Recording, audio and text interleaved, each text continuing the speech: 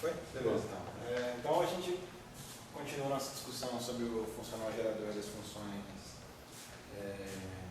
irredutíveis a partículas.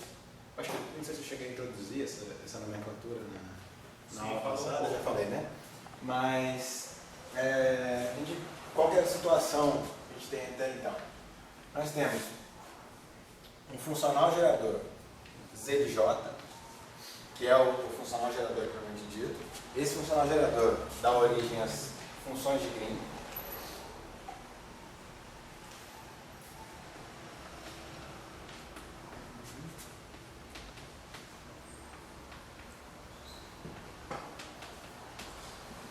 Nós temos o funcional gerador conexo, W de J, que dá origem às funções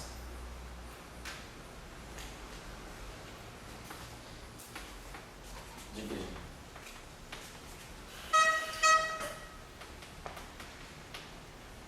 Conexas.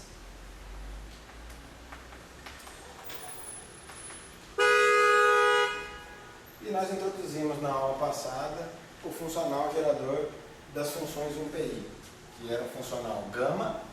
Agora, esse funcional não é definido com relação às fontes, mas sim com o objeto que a gente denominou de campo clássico.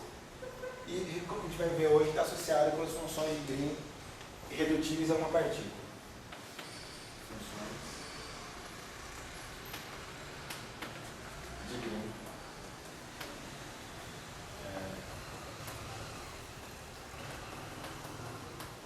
Uma partícula irredutível. Esse objeto também é denominado por ação quântica.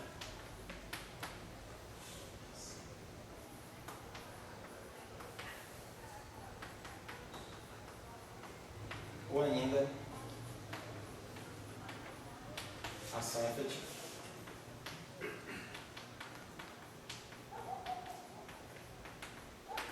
Conforme foi definido na aula passada, esse gama de φ, é definido por uma transformação de Legendre do W de J, ou seja, era um W de J menos uma integral em dx, jx, φx, sendo que esse φx, que é o que a gente denominou por campo clássico, é definido como sendo a derivada de W com relação a um certo J de x, sem fazer J igual a zero, ok? E esse objeto foi o que nós denominamos de campo clássico.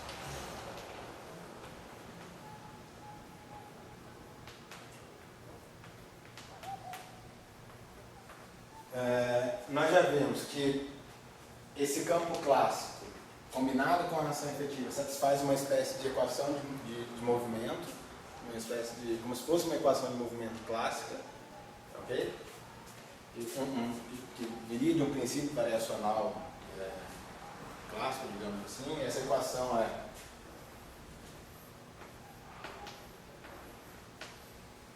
derivada em relação a φ igual a menos J de φ, desculpa, que seria uma espécie de equação de movimento quântica, digamos assim, não é uma equação de movimento clássico.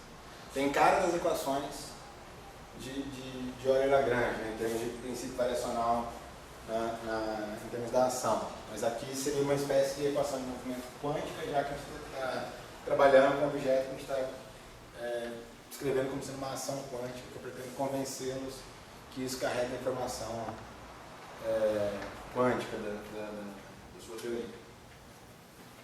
E, se eu não me engano, o ponto que a gente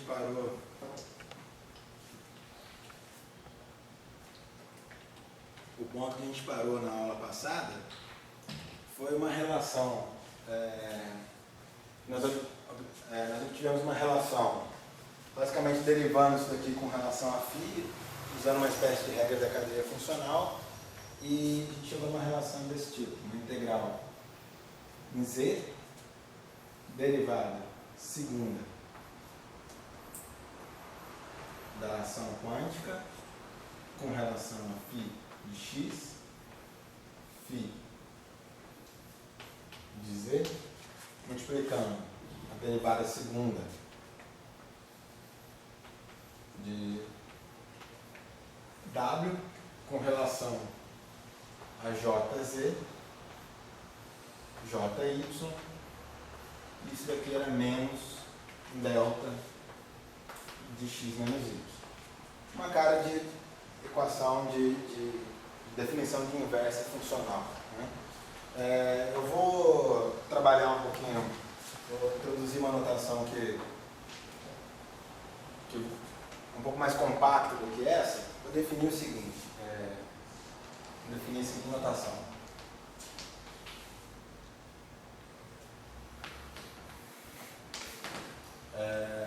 Vou definir um certo gama de x1, x2 até xn barra φ, gama n, tá? Gama n de x1, x2 até xn, um certo barra φ, como sendo a derivada enésima de gama de φ em relação aos campos com argumentos correspondentes aqui. φ1 até φn. Ok? Além disso, eu vou definir esse mesmo objeto, só que sem o φ,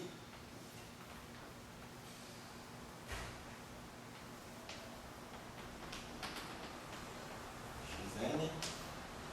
Isso daqui vai ser essa mesma derivada funcional tomando campo igual a zero.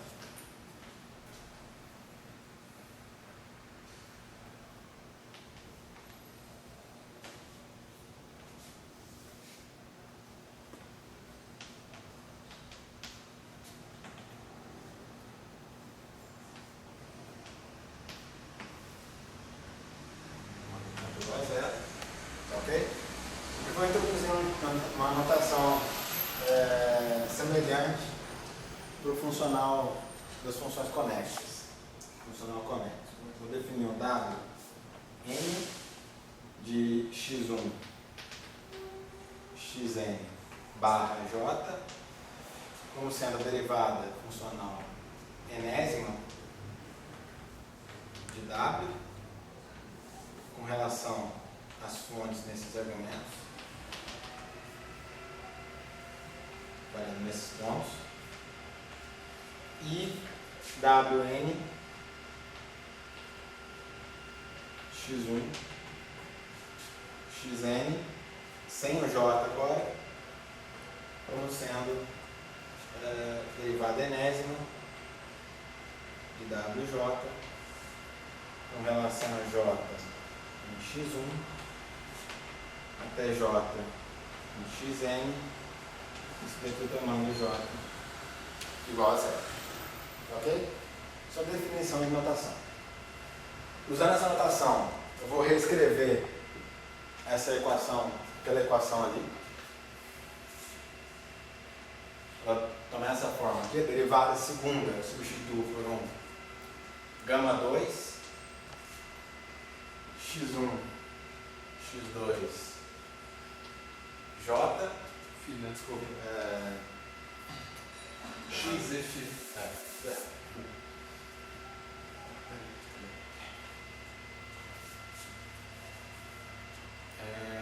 De x, z, φ, isso. W2 de z, y, j igual a menos delta de x, y. Ok? Deixa eu pegar essa equação e tomar φ igual a zero e j igual a zero. Eu vou pegar essa equação aqui. Tomar φ igual a zero, j igual a zero. Nesse caso, nós temos a integral de dx, gama 2, x, z, w2, z, y, igual a menos delta de x menos y. Eu vou multiplicar essa equação dos dois lados eu vou multiplicar por menos i dos dois lados dessa equação. Você pode fazer o sinal de menos virar 2i ou 2 menos i, sei lá, o que fica. Isso. Vou fazer sinal de menos. Eu vou multiplicar a equação por menos i ao quadrado. Ok? Isso daqui vai cancelar o sinal de menos. Você vai pegar essa equação aqui, multiplicar isso daqui por menos i ao quadrado. Isso daqui dá menos 1, cancela esse sinal de menos. Vou ficar com integral em dz menos i. Vou distribuir um i para cá e um i para cá.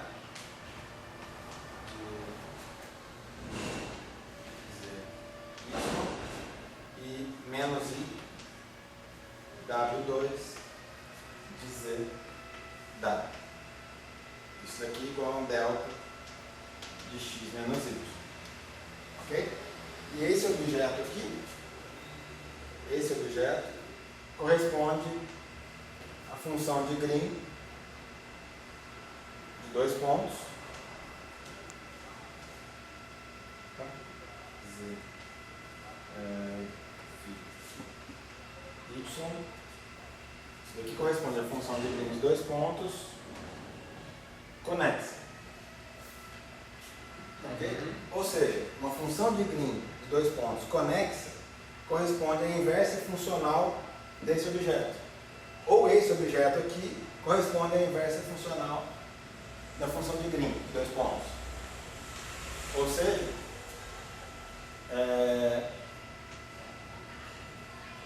a função de Green de dois pontos, vou colocar x, y, conexa, corresponde à inversa funcional desse objeto aqui, ou seja, 1 sobre esse objeto. Tá? Já que é 1 sobre i, vou trazer ele para cima como sendo mais i e vou escrever dessa forma aqui.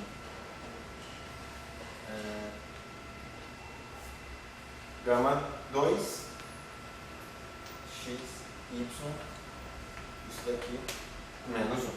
O gama ali era x, né? Sim, mas aí o argumento aqui tem que ser igual ao argumento aqui. Penúltima linha lá, o gama era x. X é isso. Né? Tá. Obrigado. Está somando. Então a gente tem essa relação aqui.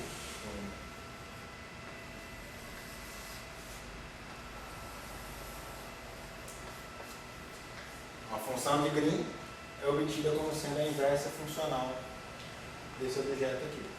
A derivada segunda daquela ação efetiva. Lembra que a contribuição, a trilevel, a primeira contribuição a uma série perturbativa de uma função de Green de dois pontos, corresponde àquele operador que aparece sanduichado entre os campos na ação clássica. Certo? Aquele operador que aparece sanduichado entre os campos numa ação clássica é exatamente a derivada segunda derivada funcional segunda da ação clássica. Então essa expressão aqui corresponde a uma generalização daquele resultado, de que a função de Green corresponde àquele inverso do operador. Nesse caso aqui a gente tem uma ação quântica, uma ação que carrega propriedades quânticas da teoria, a gente vai ver que vai estar associada com uma expansão em H coordenado, ok? E aquele objeto que seria o operador sanduichado entre dois campos, na forma quadrática, corresponde à função de Green de dois pontos. Então isso seria a versão fechada daquela aproximação, a versão fechada daquilo que a gente obteve como aproximação anteriormente. Ok? Eu vou escrever então a ação efetiva, a derivada segunda da ação efetiva.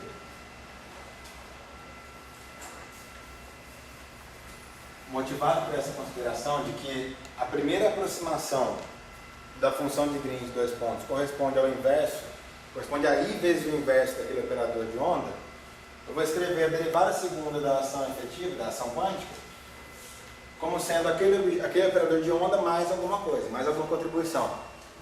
Ok? Vou escrever gama 2 como sendo. Vou deixar de lado aqui Os argumentos. os argumentos, mas eu vou escrever gama 2 como sendo aquele operador de onda mais alguma coisa que completa a informação que a primeira aproximação não te dá. Ok? Quando a gente ignora esse termo aqui, a gente cai na primeira aproximação da expansão perturbativa da função de Green de 2 pontos. Ok? Deixa eu usar essa informação, essa decomposição naquela relação. Isso daqui nos permite escrever a função de Green de 2 pontos, a função de Green de φ de x1, φ de x2, conexa, como sendo I a inversa desse objeto todo aqui. I, K, que era uma função de x1 menos x2, mais um certo gama de x1, gama não, sigma x1, x2. Isso daqui elevado a menos 1. Tá ok?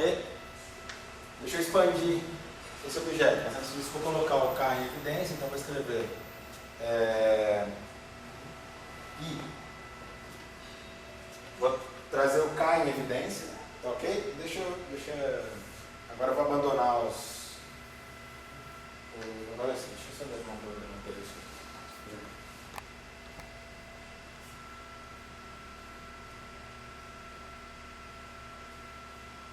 Deixa eu fazer com um pouquinho mais de cuidado, mais de cautela. Vou fazer o seguinte, eu vou escrever isso daqui dessa forma. E vou colocar esse objeto em evidência. Tá? Veja se vocês concordam com isso daqui. Vou fazer.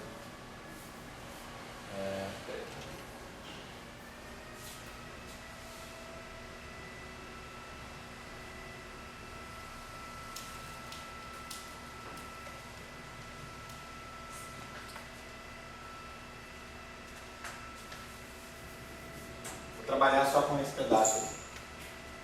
Ok? Pegar só esse pedaço, abstrair os argumentos, trabalhar só com isso. Mais fácil. K mais sigma a menos 1. Isso daqui é igual a K, uma certa unidade aqui, seria uma unidade funcional, porque esse objeto é uma função, né, dos pontos, mais a inversa funcional desse objeto aqui, sigma. E isso daqui tudo a menos 1. Ok? Agora eu vou usar aquela relação de inversa de um produto. Inverte a ordem. Então,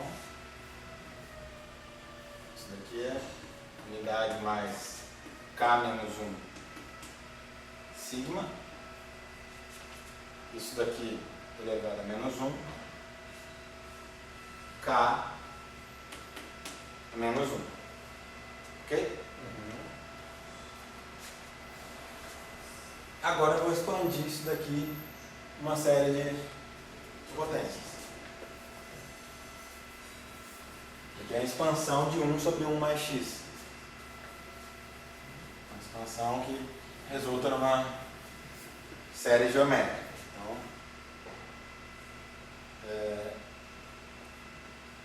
K mais sigma, aqui menos 1, é igual a essa expansão vai dar 1 menos K menos 1 sigma mais K menos 1 sigma K menos 1 sigma mais menos K menos 1 sigma K menos 1 sigma K menos 1 sigma e assim por diante. Tudo isso multiplicado por K menos 1. Ok? Fazendo essa multiplicação, vai ser K menos 1 menos K menos 1 sigma K menos 1 mais K menos 1 sigma K menos 1 sigma K menos 1 e assim por diante. Tá ok? Vou voltar com isso daqui agora nessa expressão, colocando o fator de unidade imaginária e vou colocar os argumentos corretamente. Vamos lá, então, voltando à expressão de uma função de 2 pontos.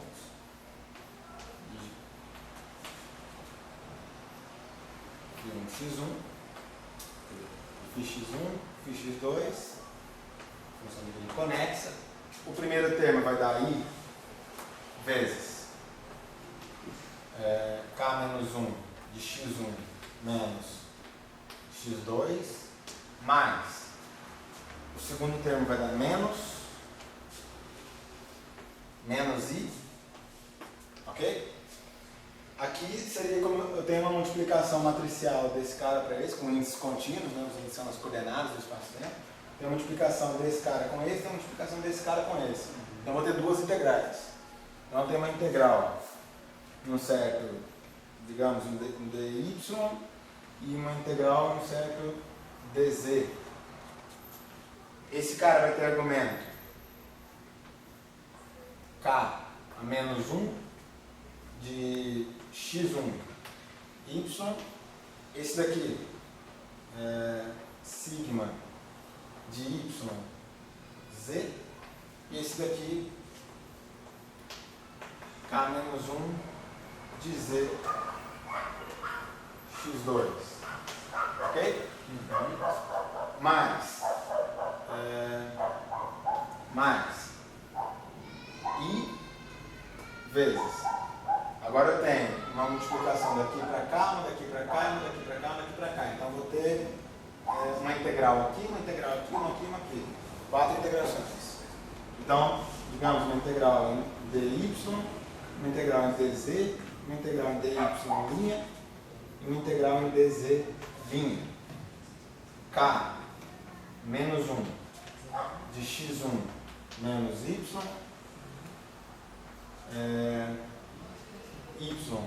y linha, K menos 1, deixa eu dar um espaço aqui, sigma de y linha, K menos 1,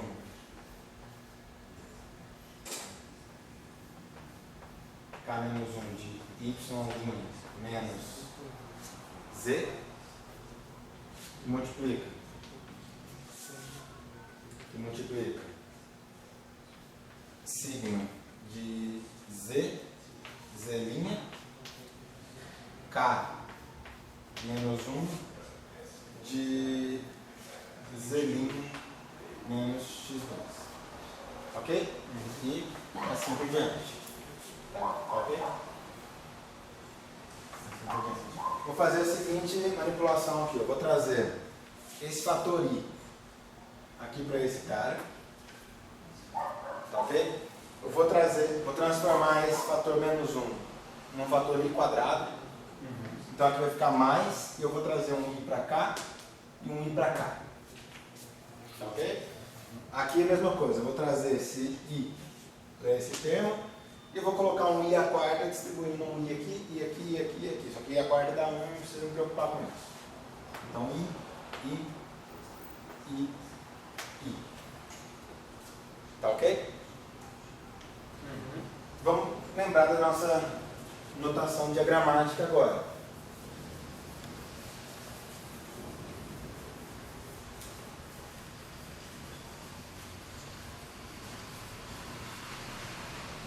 Lembra da notação diagramática? I vezes K a menos 1 de x1 menos x2 corresponde ao que a gente chama de propagador. Então, 1 até 2. Tá ok? E eu vou introduzir agora a notação diagramática para esses objetos que aparecem aqui, sanduichados por propagadores.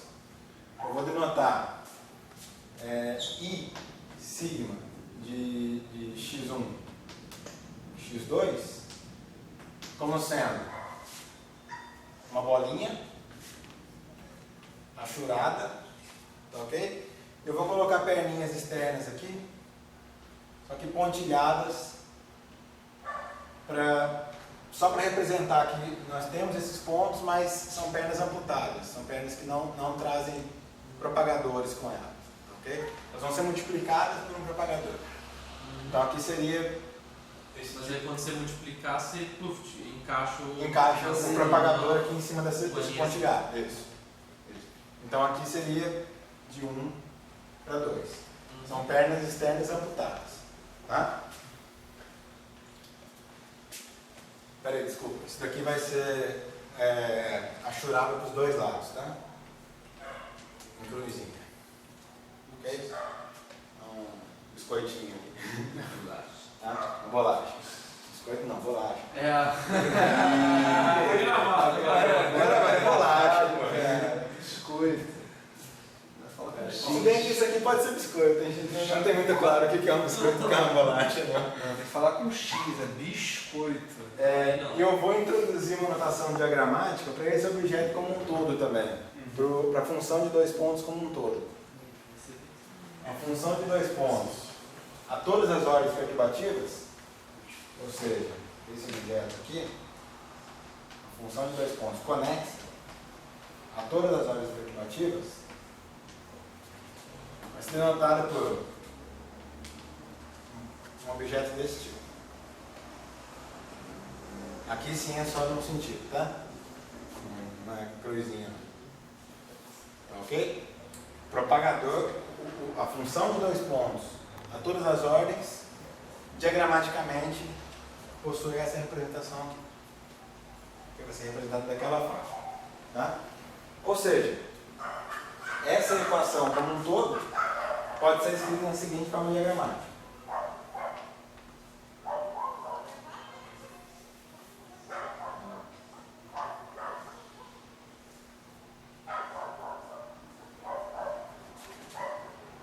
Aqui, 2 é igual a 1. Aí aqui entra esse objeto correspondente a essa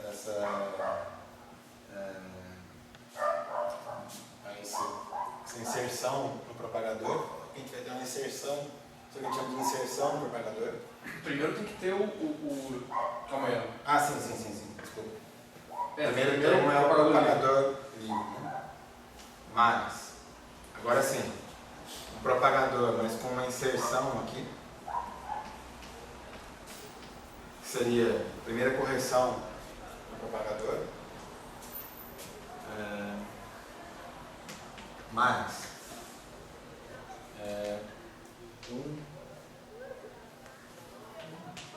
agora a gente tem um propagador, uma função de 2 pontos com um propagador com 2 inserções.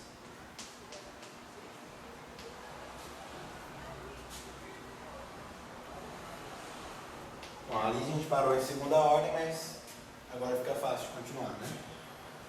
Um propagador com 3 inserções.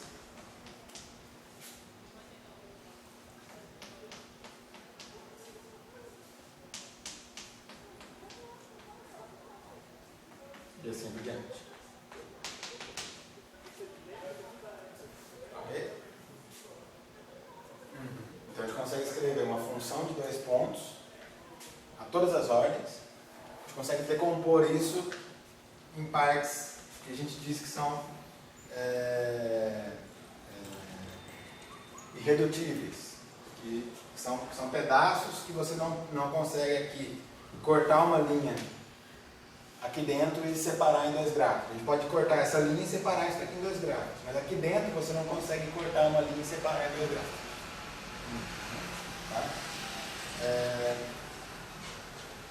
Isso talvez seria o ponto de vista efetivo, né? Que você pega uns efeitos que você não entende muito bem e joga eles lá dentro. Né? Isso. E só dá você só sabe o efeito total disso. Depois. Isso. Mas veja aqui o seguinte, nós já vimos que uma vez calculados os gráficos conexos, a gente consegue obter os gráficos desconexos também, por produtos entre gráficos conexos. E nesse caso, uma vez calculada essa inserção de propagador, a gente consegue obter a função de linha de 2 pontos. O objeto fundamental aqui acaba sendo essa inserção de propagador. É aquilo que a gente não conhece, a nossa ignorância, mas a gente consegue calcular essa ignorância também. Né? Calculando a ação efetiva, você consegue calcular aquilo que a gente não, essa ignorância aí. Pergunta só para efeito de...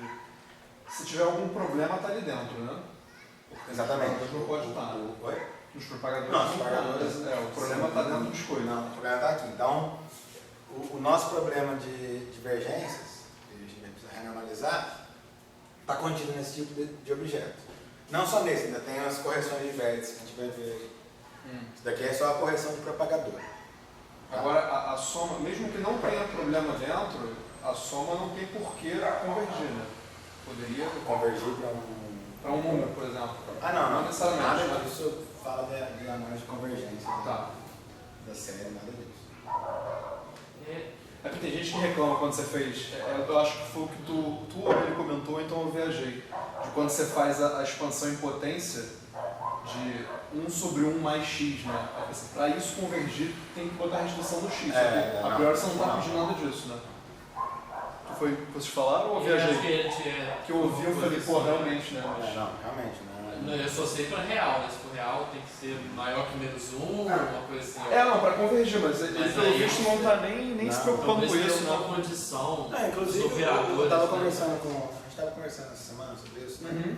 Que não me pergunte aonde tem isso, nem como faz isso. Eu só ouvi falar. Se você analisar a convergência da série da QED, por exemplo, ela não converge.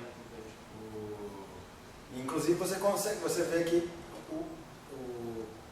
calcular mais termos não significa que você está melhorando o seu resultado.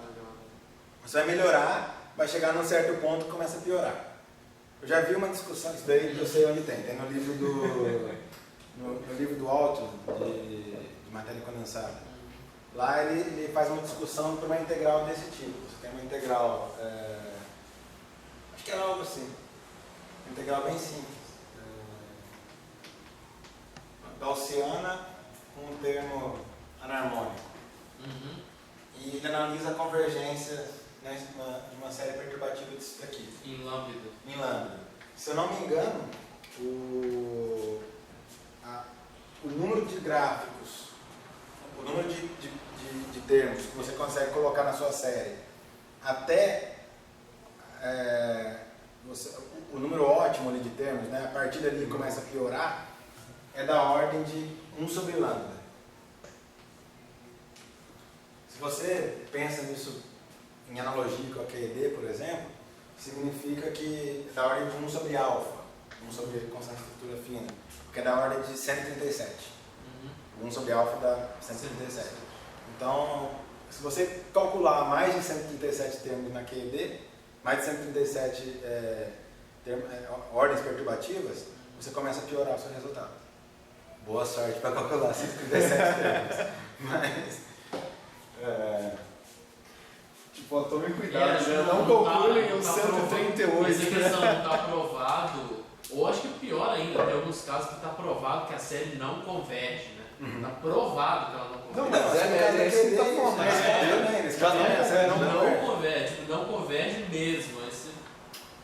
Sim. Quer dizer que não tem nada. Não, é como se assim, se a série, se você somasse toda a série, dá a matriz S. Mas se a série não converge, quer dizer que não tem matriz S.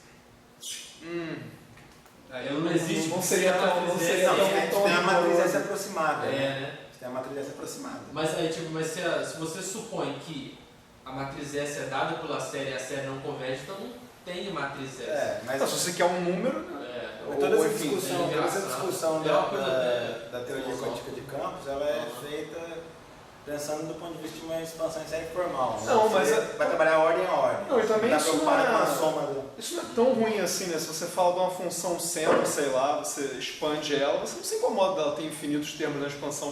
Não, mas ela converge. Não, tudo bem, mas assim, o fato de ter infinitos termos não é problema, né? O fato de você não conseguir somar todos eles de uma vez, você consegue ver que. Né? Mas o ponto é... Tipo, esse série de Taylor, negócio- separa em ordem N, né? O problema é não convergir, somar. Não, deixa eu colocar de outra forma. Você quando faz, por exemplo, uma série de Taylor, você faz uma expansão em Taylor, você não precisa falar de convergência, não, você para em ordem N, né? Você nunca soma todos os termos, né, necessariamente, né? Você sabe que vai convergir. Ah, tá, tudo bem, pode ser que por trás... Não, mas você pode encontrar uma ordem máxima ali, até ali você está aproximando para o seu resultado fechado. E a partir dali você começa a piorar. Sobre seno não aparece esses pontos números, sabe? Não, porque a série converge. Ele converge. O número máximo, o número ótimo ali, a expansão ótima. Mas tá é, definido. mas é engraçado você pensar que é uma coisa da teoria, né? Porque a sua teoria, tipo assim, a sua teoria te dá a fórmula, a matriz S é dada pela expansão perturbativa. Mas se todos os termos não dá certo, então quer dizer que pode ter uma outra teoria por trás que explica isso. Não, mas é que tá, o que eu quis colocar, eu acho que eu não falei bem, é que no fundo você sempre tem uma ordem até onde você está interessado, né?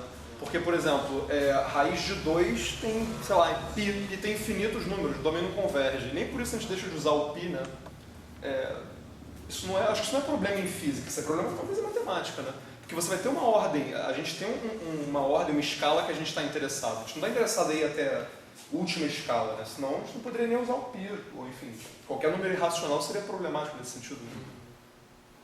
Não estou falando que é legal, não. Eu também acho super estranho que estava discutindo isso com ele. Me incomodou profundamente essa. Só uma pergunta. No último quadro, as três últimas linhas, eu vou já dessas integrais? As integrais? É, Eu tô restaurando agora aqui os argumentos das funções. E você tem que pensar isso daqui como se fosse um produto matricial com índices contínuos. Então, a integral significa a soma desses índices. E essa expansão em série ainda falta os coeficientes? Não tinha coisa... Não, É a expansão de 1 mesmo. sobre 1 mais x, né? Mas eu acho que tem, tipo, na segunda ordem aparece tipo 1 meio, já tem coeficientes Não. diferentes, não? 1 sobre 1 mais x. Geométrica. Ah, não. É isso aqui, né? Se x for menor. Se o x é menor do que 1, módulo de x, né? Converge. Se for menor que 1, converge. Tô viajando, né? Bom, mas... Voltando Voltando ao que a gente sabe fazer, como eu mencionei, esse objeto aqui, esse objeto, essa bolachinha, ela representa a soma de todos os gráficos.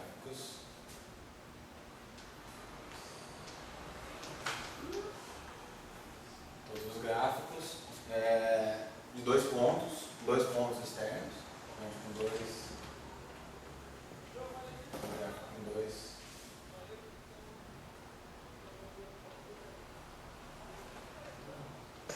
externos.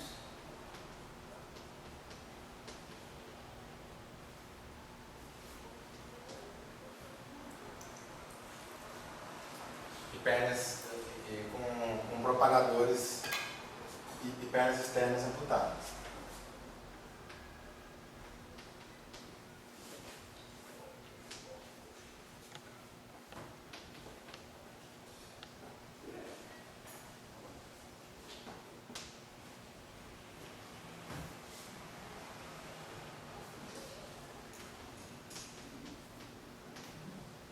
todos os gráficos, um PI, ok? Todos os gráficos irredutíveis a uma partícula com dois pontos externos e sendo que as pernas externas estão sendo amputadas. Ok? Então, no caso pensando numa teoria com interações quânticas, por exemplo, esse tipo de objeto. Só um minutinho, quando você usou sigma ali, você quis dizer soma, né? Soma. Ah, tá. Porque o sigma é o biscoito também. Na verdade, soma. Mas não foi proposital. Não. Então, no caso de uma teoria com interações quânticas, por exemplo, assumir só interações quânticas, o que você vai ter vai ser algo desse tipo. Um gráfico com pernas externas amputadas e um loop, mais, sei lá, algo assim. Já são dois loops. Acho que é o único gráfico que a gente tinha função de dois pontos. No caso da a gente tinha era basicamente, um loop era basicamente essa, né? Restaurando as pernas externas. Os dois loops a gente tinha isso, mas ainda tinha uma outra contribuição, que era essa aqui. Esse gráfico já não entra nessa série, porque ele pode ser separado em dois subgráficos. Deixa eu pegar a série aqui melhor do que explicou.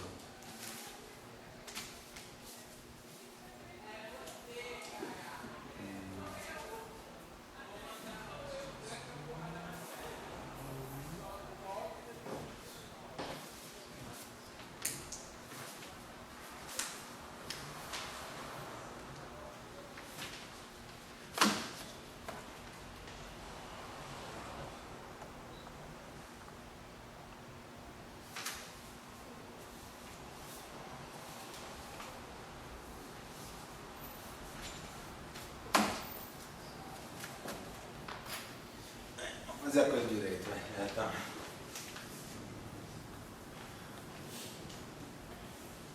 Fazer a coisa decente aqui. No caso de uma teoria lambda φ4, por exemplo, vamos pegar o nosso velho exemplo da teoria lambda φ4. Uma função conexa de dois pontos possui essa expansão aqui. Já estou colocando essa notação nova nossa. O gráfico trilevel mais, vou deixar os fatores numéricos de fora, tá? Mais esse gráfico é um loop, mais um gráfico desse tipo gera dois loops, mais um gráfico desse tipo, mais um gráfico desse tipo aqui. Dois loops também. E continuava essa expansão. Certo? Quais gráficos dessa expansão que entram nesse miolinho aqui? A partir daqui, a gente vai construir esse objeto que é a correção do propagador, a expansão que corresponde à correção do propagador. Isso daqui também vai ser uma série, também vai ser uma soma de gráficos, ok? Esse gráfico já é a contribuição trilevel, então a gente tem que pegar gráficos que são propagadores e alguma estrutura de loops, né? Esse gráfico aqui ele entra, porque eu não tenho como separar esse miolo dele em dois gráficos distintos. Então ele se enquadra, ele não pode ser colocado, por exemplo, numa forma dessa daqui ou dessa daqui. Ele entra nessa forma aqui, ok? Então, isso daqui, lembrando que é amputando a perna externa. Ok? Não, por que você não bota o propagador também? Não, o propagador ele não tem nenhum loop. Ah, o propagador ele tá aqui. Já está separado fora do... Isso. Tá. Uhum. Tá? Mais, aí, bom, há um loop só tem esse. Não tem mais nenhum. Ok? Há 2 loops. Esse daqui ele entra. Ele não tem como cortar uma perna interna, uma linha interna e separar em 2 gráficos. Não consigo colocar nessa categoria ou nessa categoria, está nessa categoria aqui.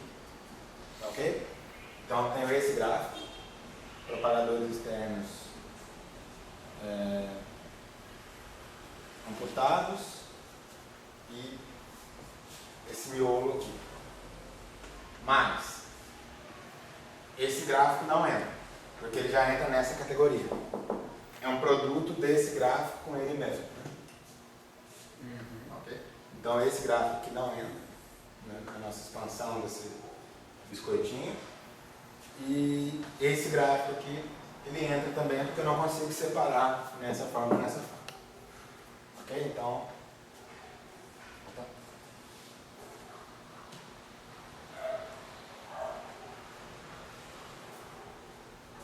E aí, contribuições 3 loops, né? A ordem superior. Ficou claro? Vamos pegar a nossa... aquela relação então, em relação de gama 2, W2 igual a delta, ou a menos delta. Vamos derivar essa equação, aquela relação com relação a J. Vou pegar essa relação aqui. Integral em Z gama 2 x z, vou restaurar a dependência no campo. W2 Z Y e J, isso daqui igual a menos delta de x menos y. Ok? Isso daí é igual a menos delta de x menos y. Eu vou pegar essa relação e vou derivar essa relação. Derivar isso daqui com relação a J de W, por exemplo. Ok? Vou derivar essa relação com relação a W de J. A J de W. O termo do lado de cá não depende de J, então é igual a 0. E o termo do lado de cá vai ser integral em Z. Vou fazer a regra do produto aqui, esse termo vezes derivada desse. Gama 2 de x z φ. A derivada vai bater aqui, o que ela vai fazer? Vai transformar na derivada terceira, então vai virar um W3 e vou acrescentar um argumento W aqui. Isso daqui vira W3 de Z Y W. Tá ok? Mas, agora vamos, esse cara não depende explicitamente não depende explicitamente de J, mas eu posso usar uma regra da cadeia aqui e escrever, por exemplo, uma integral em uma certa variável V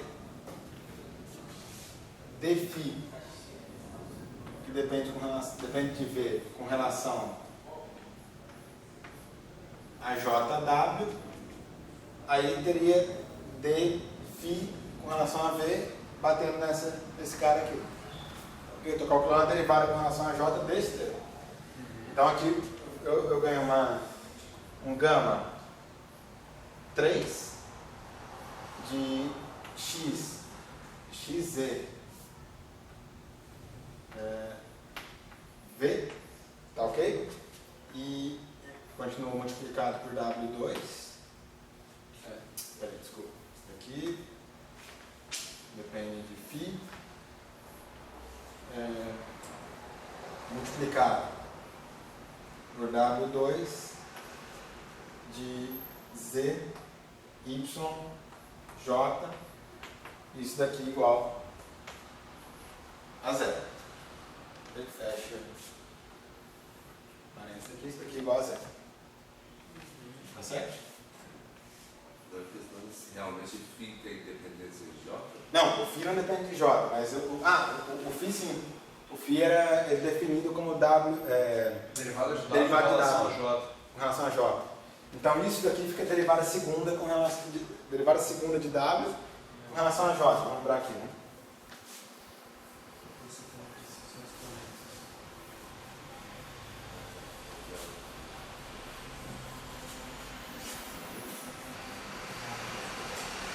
O campo clássico é definido como sendo derivada de WJ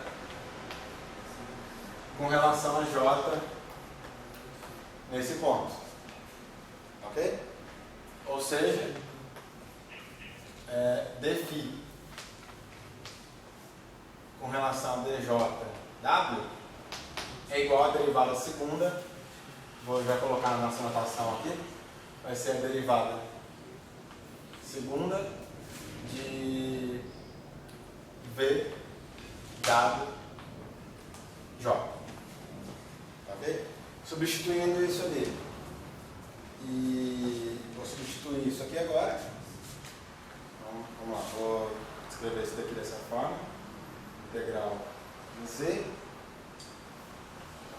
da gama 2 de x z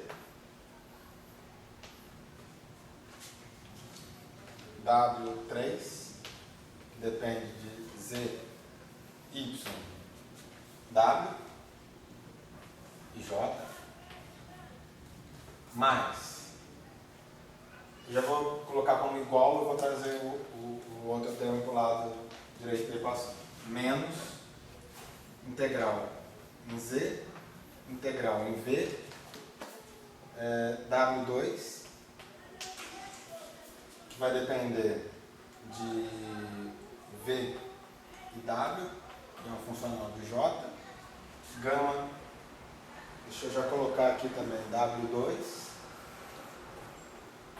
que depende de Z, Y, é uma funcional de J, e gama 2, que depende de X, Y, V, e é um funcional do campo clássico. Ok? Certo? Eu quero isolar esse cara aqui. Quero isolar o W3. Então eu vou multiplicar os dois lados dessa equação. Vou fazer o seguinte, eu quero vou fazer o seguinte, eu vou multiplicar essa equação por um certo W2, que para atuar como inverso desse cara, ok? Então seria um W2 na variável livre, então vou colocar o x, que é um funcional de J, e vou integrar com relação a essa variável x. Ok? Isso daqui atuando na equação. Multiplicando e integrando. Ok? O que você quer com isso mesmo que você falou? Eu quero isolar o W3. Então, para isso, eu vou multiplicar os dois lados por isso daqui e integro. Aí eu produzo aquela relação de produzir essa relação aqui. Gama 2, W igual a dela. Valeu. Tá? Então, a multiplicação desse W2 aqui vai me produzir um delta de delta de UZ, ok? Eu estou integrando em x, então vai ficar W2 de UX, gama 2 de XZ. Então isso daqui vai me dar um menos delta de UZ, integro em Z, basicamente o que eu vou ter vai ser substituir esse cara aqui por U. Ok? Vou ter um sinal de menos vindo dessa relação de inversão. Tá ok? Então, do lado de cada equação vai ficar W3 de U, Y, W, que também é uma funcional de J. Eu vou ter um sinal de menos que vai aparecer nessa relação de inversão, já vou usar para cancelar o sinal de menos do outro lado. Tá ok? Isso daqui vai ser igual a uma integral. Do lado de cá vai ter uma integral em Z, uma integral em X, uma integral em Z e uma integral em V. Uma integral em X, uma integral em Z e uma integral em V. E aí eu fico com gama 2,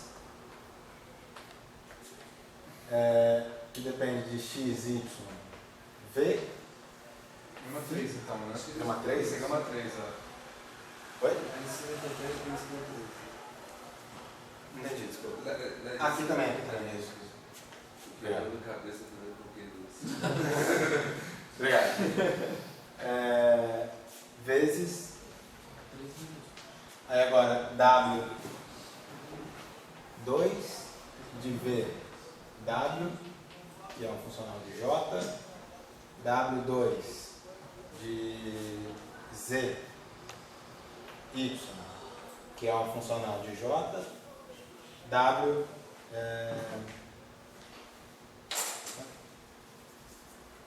W2 de. Então ficou faltando esse aqui, né? U, X, que é um funcional de J. Ok? Vamos ver se está consistente isso. Variável livre que eu tenho do lado de cá. U, Y e W. Não estou integrando nenhuma delas, tá ok? Aqui está dependendo de Y, tem dependência de Y desse lado. Peraí. Alguma coisa estranha aqui.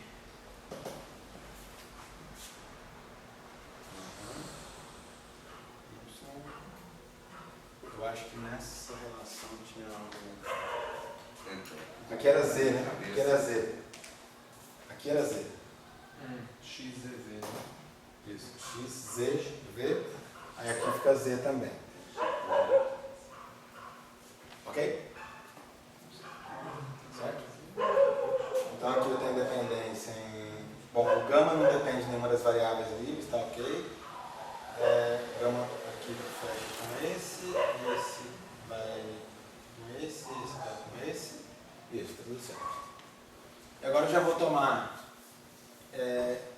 campo clássico igual a zero, corrente externa igual a zero.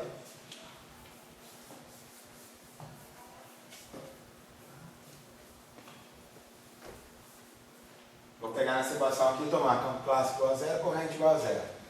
Então eu fico com W3 de. Eu vou renomear os argumentos aqui, tá? X, Y, Z igual a integral em dx linha, dy linha, dz linha, gama 3 de x linha, y linha, z linha, vezes W2 de x linha, W2 de y linha e W2 de y, z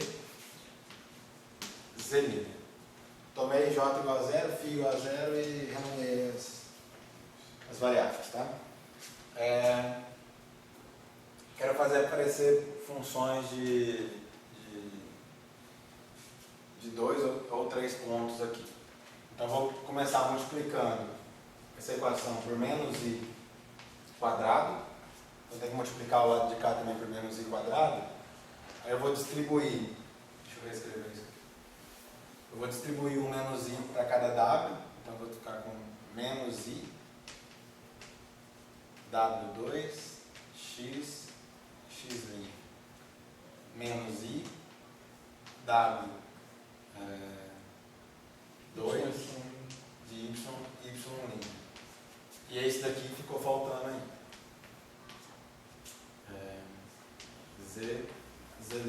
Ok? Eu multipliquei por menos i quadrado aqui, menos i aqui, menos i aqui. Vou multiplicar por menos i aqui, compenso colocando i aqui. Tá ok? Esse cara aqui corresponde a uma função conexa de 3 pontos.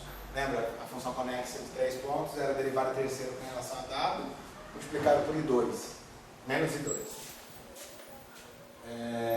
Então isso daqui vai dar vácuo φ de x, φ de y, φ de z, conexo, igual a integral de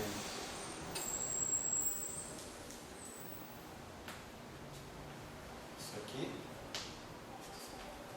e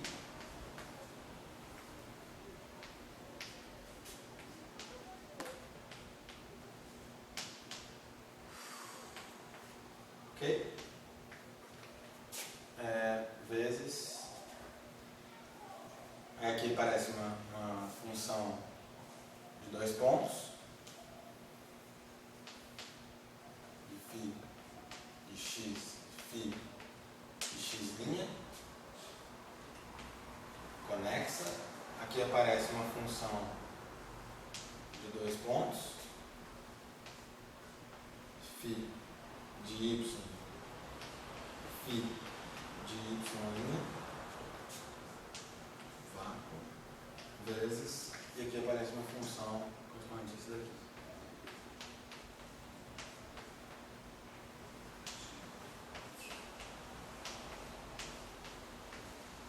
Conexo. Ok?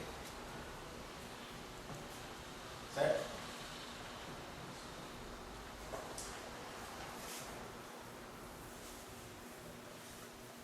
Vamos lembrar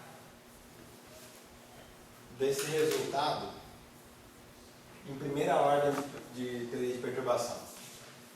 Uma função de Green conexa de 3 pontos, supondo que exista um vértice triplo, um vértice de interação triplo, ok? Vamos lembrar do resultado em primeira ordem de teoria de perturbação. Primeira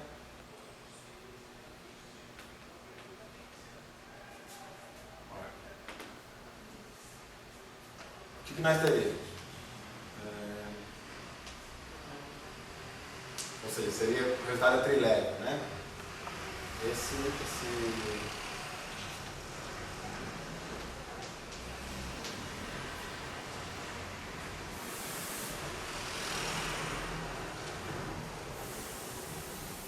conexo. Esse objeto em termos diagramáticos, vamos colocar aqui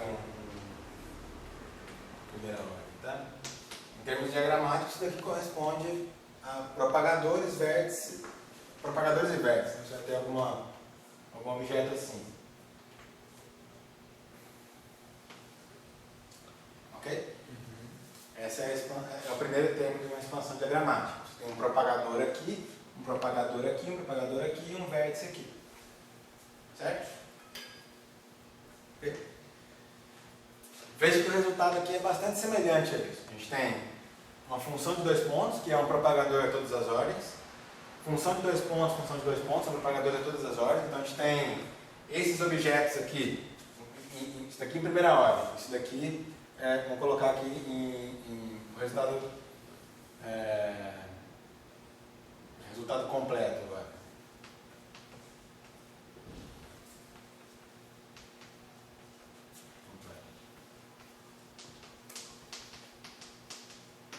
O resultado completo para esse objeto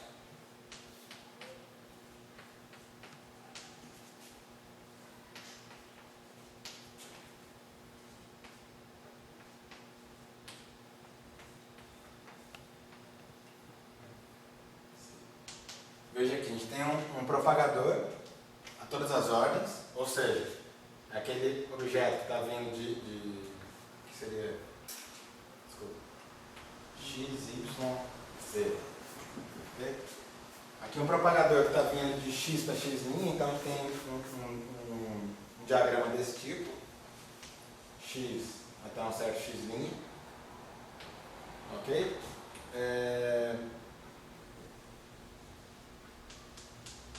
Um objeto desse tipo, que é um y até um certo y', esse propagador, e um objeto desse tipo,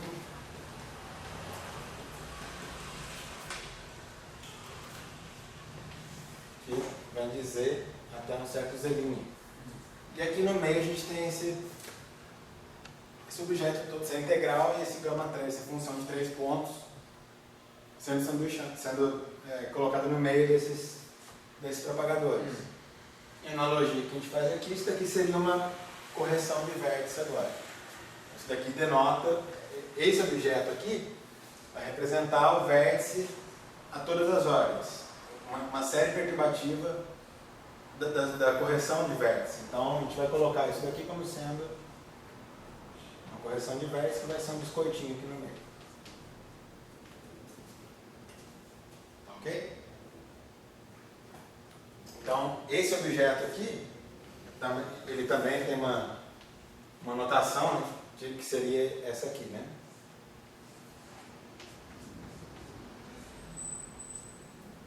De x, y, z. Isso daqui corresponde a esse gráfico. Então, se você tem uma função conexa de 3 pontos, que vem aqui o biscoitinho achurado para um lado só, você decompõe nessas partes. Okay? Sendo que esses propagadores ainda podem ser decompostos nas suas partes irredutíveis a uma partícula. Tem toda aquela série que a gente já escreveu antes. Ok? Então fica mais ou menos claro qual que é a sequência. Né? Uma função, se você vier e derivar de novo essa equação com relação a j, já dá para imaginar o que a gente vai obter. De um lado, você vai conseguir produzir de um lado da equação uma função conexa de 4 pontos. Então, de um lado da equação... Você pegaria a primeira ordem e substituiria os vértices pelos biscoitinhos? Ou não? Mais ou menos isso. Não, Vamos pegar, no meio do caminho. por exemplo, uma função de quarta ordem. Uma função de 4 pontos. Que, genericamente, vai ser representado assim. Ok? O que a gente vai ter? Esse propagador tem que ser colocado a todas as ordens. A correção do vértice quártico a todas as ordens.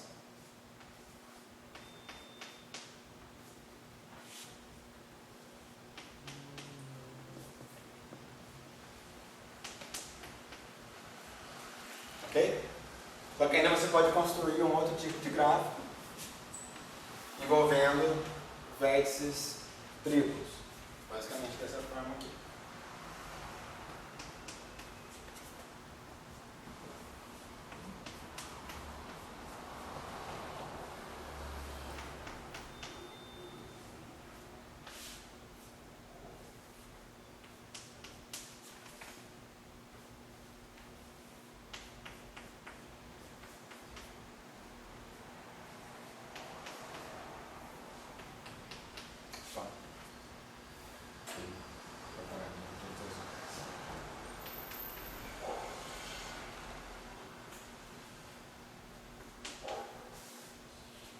Ok? Você ainda pode construir esse tipo de gráfico. Em uma teoria que não contém interação vértice triplo a trilevel, você não pode construir esse tipo de gráfico aqui. E para ter o primeiro tem que ter além do triplo um quarto. Aqui você tem que ter um gráfico Φ4. Esse daqui você tem que ter um Φ4, para esse daqui você tem que ter um Φ3. Ok? Não quer dizer que você não possa ter funções de 3 pontos numa teoria que não tem interação Φ3. Isso daqui você pode ter.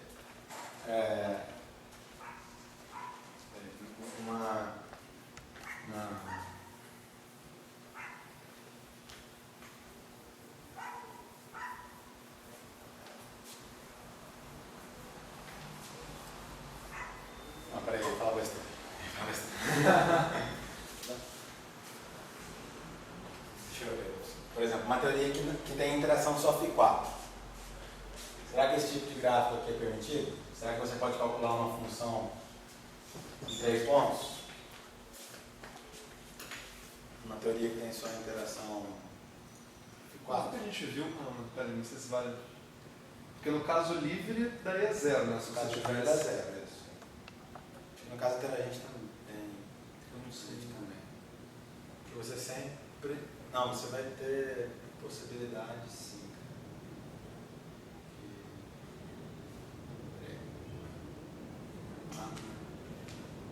Não, não tem nada. É porque a conexa tem que vir da green normal É. tirando gente, né? Tirar já isso. Aí tem que pensar na gente numa normal de.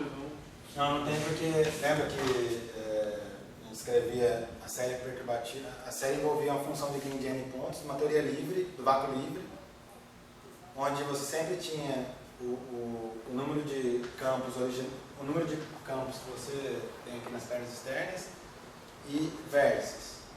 Uma teoria que só tem φ4, você vai ter sempre 4, mais 4, mais 4, mais 4, mais 3. Isso daí nunca dá um número par. Então, numa teoria que só tem interação φ4, isso aqui é 0. Dá pra pensar em. Agora deixa eu ver. Se você só tem φ4 e não tem nada mais pra cima, que eu acho que a gente não costuma botar nada mais pra cima por causa dos problemas de normalização, né?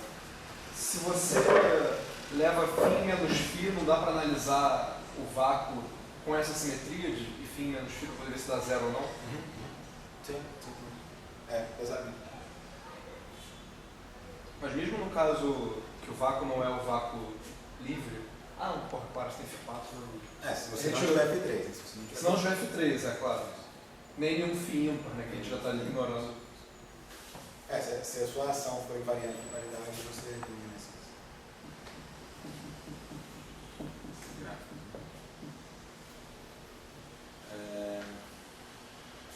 Variante factorial do campo ao contrário.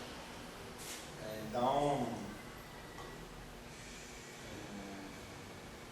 tá.